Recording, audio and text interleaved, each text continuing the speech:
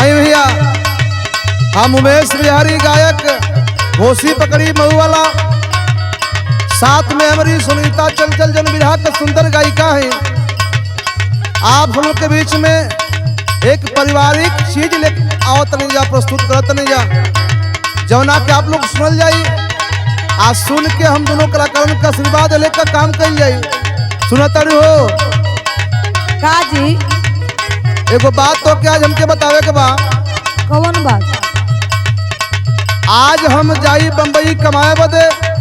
अच्छा अच्छा ये बात। हाँ, आप बम्बई हम जब कमाए बदे चल जाई तब पूरा परिवार का देख रेख तोरी हाथी में बा, तोही के देख रेख करे के बा। अच्छा तू ही घर का लक्ष्मी हो, बाल बच्चन के गोरू चौन के घर द्वार का देखभाल करे के चाहिए, कोनो प्रकार का दिक्कत न हो पावे। अच्छा ई तो से हमारा निवेदन बा पति होले के नाते। अब हम जाता नहीं जात हो तो पूरा परिवार के समझा के जा। सुना हमार बात। अच्छा अपने ता जात बड़ा राजा जी पहारावा, यहाँ ले रहे।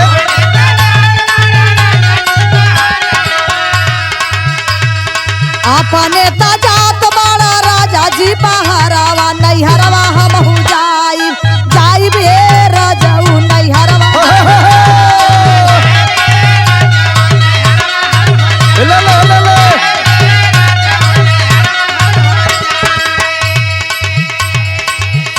ये ना गलती कर हलू।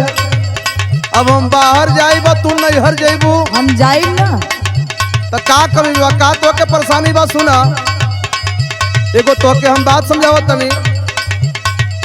ई कौन बात तो के समझावत तनी सुनी। हा लहुरी ना नदिया से बोली हा बतियाई हा,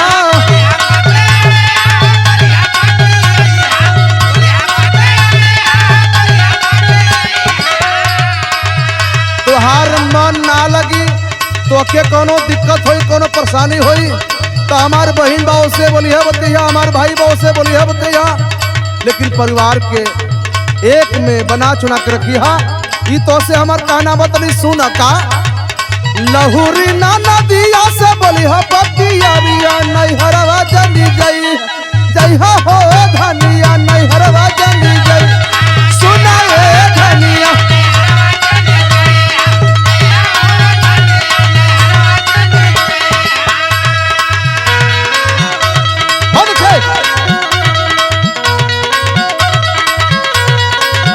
बहुत अच्छे लाल, बहुत अच्छे।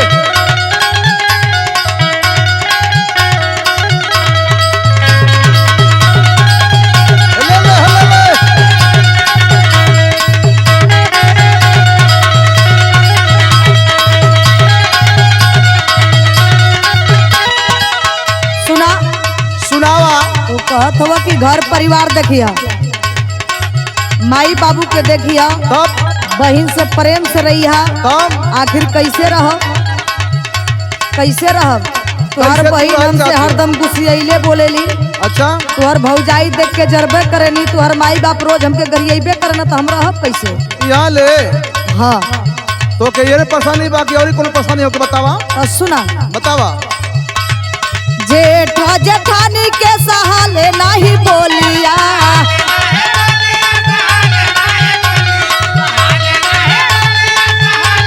बहुत अच्छे। सासू जी के बोलिया लगेले जैसे गोलिया, बहुत अच्छे, बहुत अच्छे।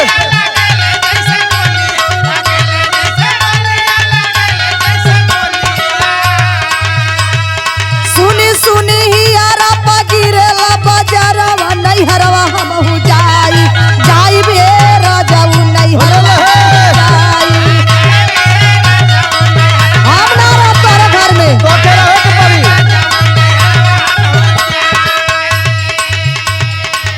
सुना प्यारी, जौने माई का नाम लेते हो, जौने सास का नाम लेते हो, उहे माई हमके 9 महीना पर उधर के अंदर पल्लस आसेप उसके साथ के शादी ब्याह कैलाश कि हमार बहू आई तो हमार सेवा पानी करी, तो तू छोड़ के नैहर चल जेबू।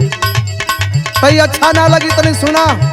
जौन तुहार जेठ बना हमार भाई बना, तुहार जेठ बना हमार भौजाई, तुहार जेठान बाड़ी तो तनी कमी बेसी हो जाई तो समझा बुझा के रखिया।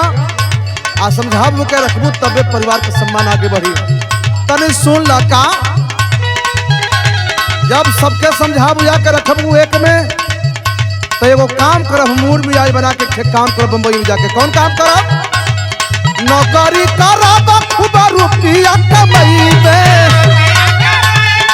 सुनत हो ना? हाँ जी सुनत तनी। नौकरी करब खूब रुपया कमाई। आज जब रुपया कमाले तो एक काम और करब। कौन काम करब?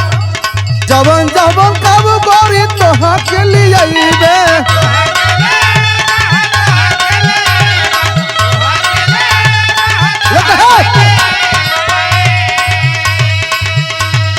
फोनावा पे हमारा से रोज बतिया नहीं हरवा जानी जाई है।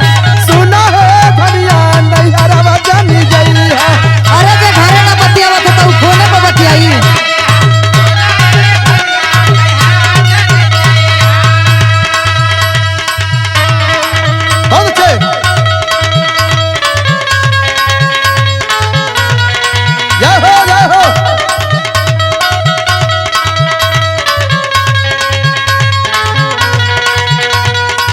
क्या बात है?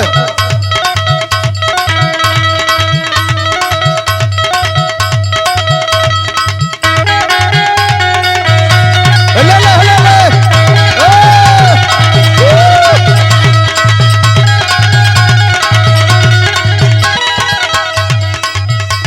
सुने।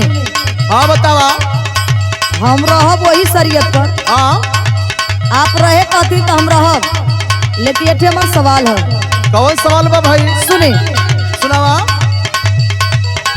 लगा रहा बया पल्लेला बखरावा। अरे बाप रे बाप यहाँ ले।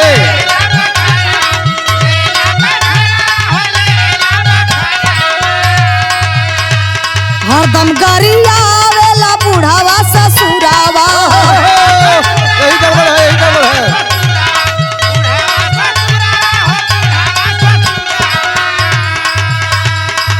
सुनीता चंचल के कोनो नया धारावा नहीं हरवा हम हो जाई जाई बे राजाऊ नहीं हरवा हम हो जाई।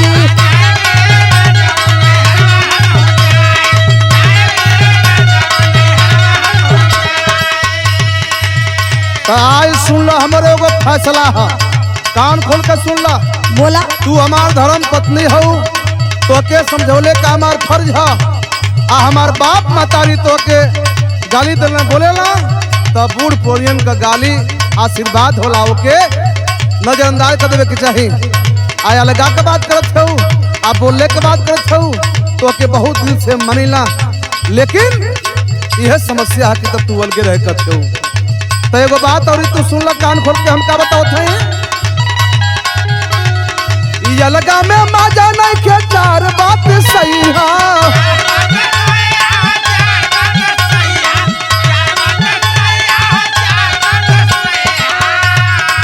अलगा रहले में कोनो मजा ना, सुनत हो ना? अच्छा। अलगा रहले में बहुत समस्या है, सब चीज अलगा अलगा खरीदे के पड़ेला। आज शुरू से अंत तक उपजावे के पड़ेला, बड़ी परेशानी होले। ये अलगा होकर उससे पूछा, यही से तो के बताओ थे का ये अलगा में मजा नहीं के चार बात सही है।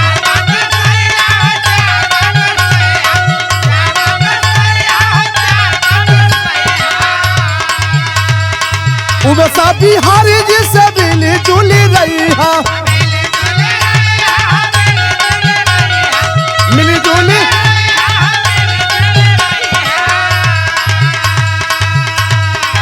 कभी बेचू लाल जी से बतिया बताई है नहीं हरवा जानी गई है। सुना ये रनिया नहीं हरवा जानी गई, सुना ये रनिया।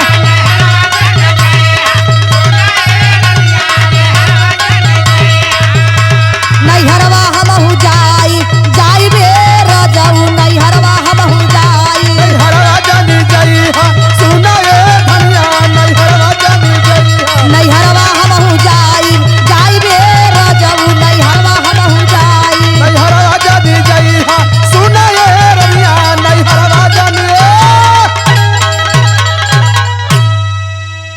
अरे अब्बो से तो मान जा।